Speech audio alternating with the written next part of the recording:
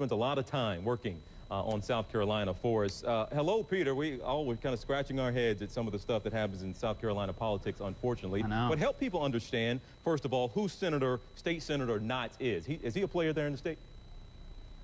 He is. He's a longtime state senator. He's from the Columbia area. He's a former cop. He's one of these more establishment Republican legislators in South Carolina who probably would embrace the good old boy name. He's a big opponent of Mark Sanford. Nikki Haley is considered, a Sanford protege. So you're seeing some of these political fault lines here beneath the name calling and some of the ugliness that we've been seeing. Okay, what have you been able to understand? Where was he going with this? Even some explanation that it was supposed to be some kind of a joke. Yeah, I mean, so there's this political talk show they do online down there run by a couple, younger political consultants. And they do it at this pub, the Flying Saucer in Columbia, which is a pretty big hangout there in town. It's right next to the State House. Apparently, they had a couple of state legislators on gabbing about politics. And from what I heard from these guys is that Knotts just kind of came over. They invited him to sit down on the panel. And he started riffing on, Haley's, like you said, Sikh heritage.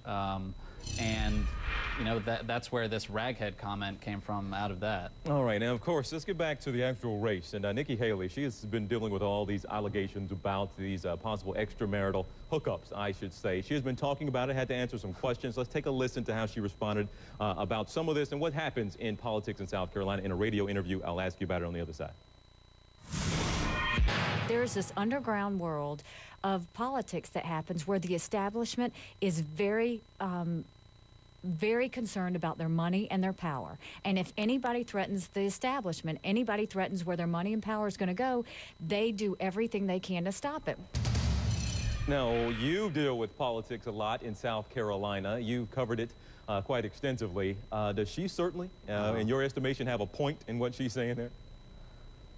Yeah, not taking sides in the race, she does, frankly, have a point.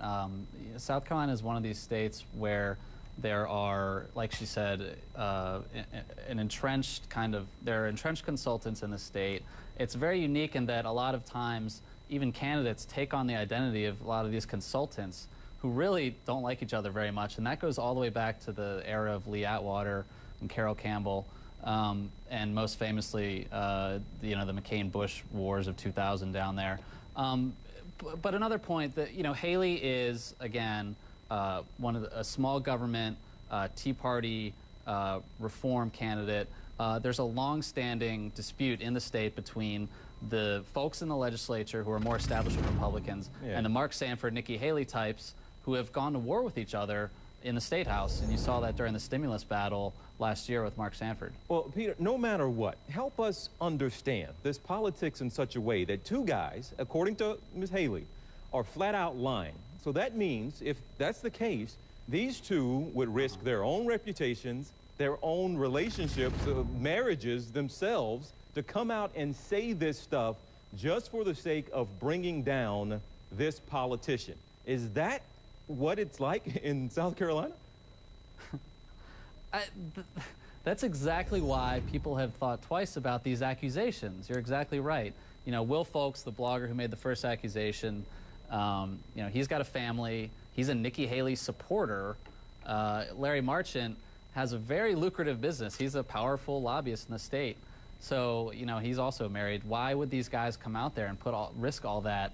But, they haven't offered proof. I don't know what proof would be in a case like this. But apparently Nikki Haley is surviving at this point. She looks to be one of the candidates who's going to make the likely runoff after the primary next Tuesday. And last thing here, I'll let you go on this, and I'll ask you what you think of it. That same interview that we just rolled a clip of, she was asked at the end of it this question by the interviewer. Essentially, if something comes up after you win the primary or win the general election, if something were to come up to validate the claims in terms of stepping out on your husband, would you resign? She said yes. Instead of, some would say, not saying, well, nothing's going to come out because there was no affair. What do you make of that comment? Well, in the wake of Mark Sanford, there's really nothing else you can say. The state political establishment there and voters are honestly tired of this sort of thing. So, for her to hedge on a question like that might be a questionable political move. after the Sanford scandal from last year. And of course, as we know, on the bigger picture, with South Carolina plays a pretty big role when it comes to the nomination process of picking presidents, quite frankly, in this country. Is this what happens early on? I believe they're the third primary that we see during the presidential primary season. So you have to make a stop in South Carolina. Do the national candidates get caught up in some of this ugliness you say takes place in South Carolina? Yeah, absolutely. Again, the prime example being McCain and Bush. That was a very negative campaign back in 2000. You saw a lot of sniping. I lived down there in 2007 and 2008 during the last Republican primary.